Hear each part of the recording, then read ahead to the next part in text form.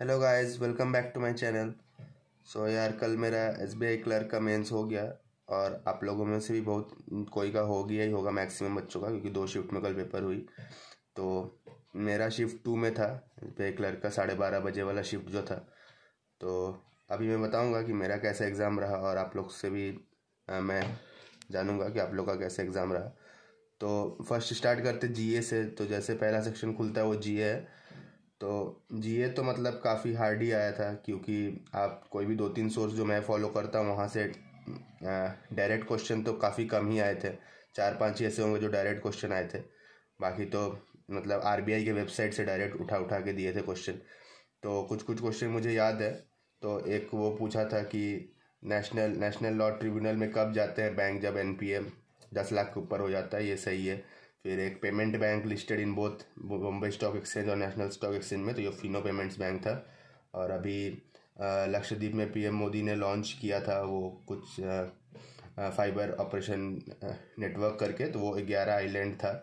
फिर महिला सम्मान सेविंग सर्टिफिकेट स्कीम में एक बार में आप कितना पैसा उठा सकते हो, विड्रॉ कर सकते हो, तो उसका 40% आंसर है। फिर स्वच्छ सर्वेक्षण में फर्स्ट उन्होंने बता दिया था कि फर्स्ट महाराष्ट्र हुआ है, सेकंड थर्ड पूछा था।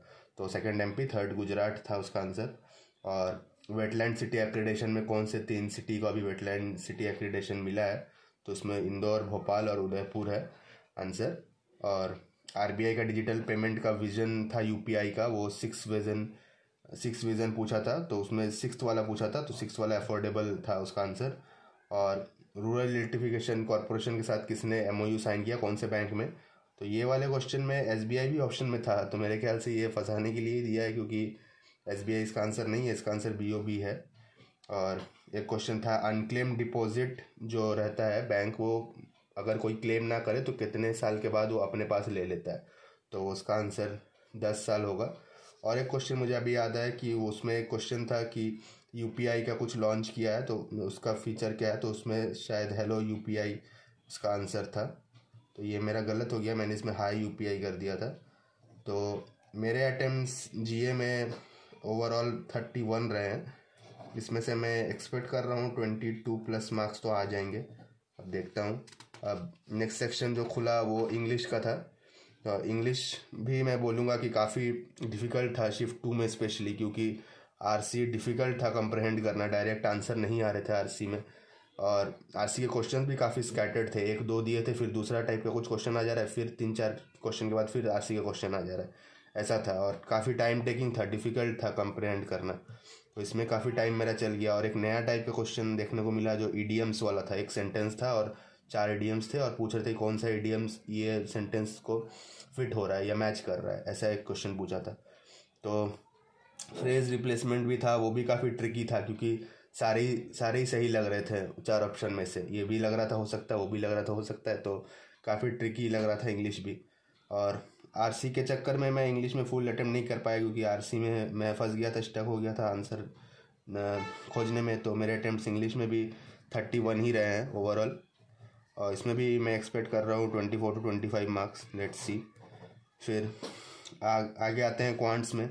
तो क्वांट्स तो इजी होगा जिन्होंने प्रैक्टिस किया है, बट मेरा क्वांट्स का लेवल उतना अच्छा नहीं है।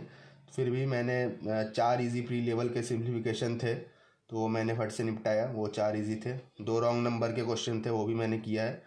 फिर क्वाड्रेटिक इक्वेशन थे, उसमें पूछे थे कि सेम रूट्स किनका है, 4 क्वाड्रेटिक इक्वेशन आपको निकालना था रूट्स, फिर रूट्स को कंपेयर करना था, दोनों रूट्स को किसमें सेम रूट्स आ रहे हैं, ये पूछा था।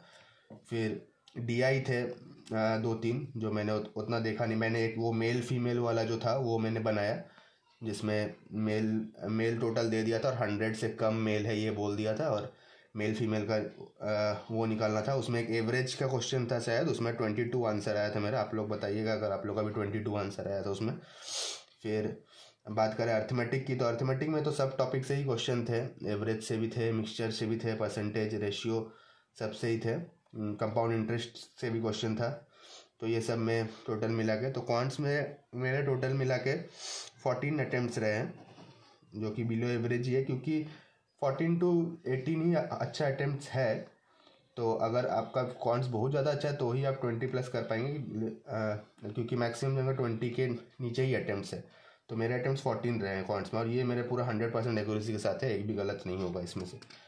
तो अब लास्ट सेक्शन आते हैं जो था लॉजिकल रीजनिंग, जिसमें मेरा बैड लक हो गया उस सेक्शन के साथ, क्योंकि मैंने 2-3 पजल पकड़े, समय दिया उसमें बनाने का, ट्राई किया, आधा बना फिर आधा नहीं बना, आंसर नहीं आया, तो उसमें मेरा टाइम काफ़ी वेस्ट हुआ रीजनिंग में, इसीलिए ये सेक्शन मेरा उतना अच्छा नहीं हो पाया जितना मैं मॉक्स में करता था।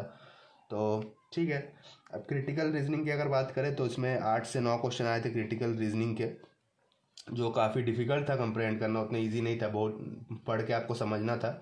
तो इसमें क्रिटिकल रीजनिंग में जिन्होंने अच्छी प्रैक्टिस की होगी वो ही कर पाएंगे, अदरवाइज़ इसमें गेस करने का कोई फ़ायदा नहीं, क्योंकि मैक्सिमम टाइम रॉन्ग ही हो जाता है क्रिटिकल रीजनिंग। तो ये 8 से 9 क्वेश्चन थे। अगर बात करें इनपुट आउटपुट की तो वो भी 5 था, जो मैंने ट्राई किया था। तो ये मेरा सेकंड स्टेप तक बन गया था, बट थर्ड स्टेप मुझे समझ नहीं आ रही थी, तो यहाँ मेरा टाइम काफ़ी वेस्ट हो गया, यहाँ मैं कुछ नहीं अटेम्प्ट कर पाया। ठीक है, अगर बात करें नेक्स्ट ब्लड रिलेशन, वो काफ़ी इजी लेवल का था, 3 क्वेश्चन थे, प्री लेवल के ही थे ब्लड रिलेशन, काफ़ी इजी। फिर कोडेड इनइक्वालिटीज़ भी थे 3, वो भी काफ़ी इजी थे। फिर और एक पजल जिसमें मैं स्टक हुआ, ये डेट एंड मंथ वाला कंट्री वेरिएबल था, जिसमें ऑड नंबर के जो बंदे हैं वो एशियन कंट्रीज़ में जाते हैं, और इवन नंबर के यूरोपियन, ऐसा टाइप का कुछ था, या ऑड यूरोपियन, एवियन, एशियन, ऐसा कुछ था। ये भी मेरे से नहीं बना, इसमें मैं स्टक हो गया। और बाकी मिसलेनियस कुछ मिला जुला के थे, डेटा सफिशिएंसी थे, स्टेटमेंट वाले क्वेश्चन थे।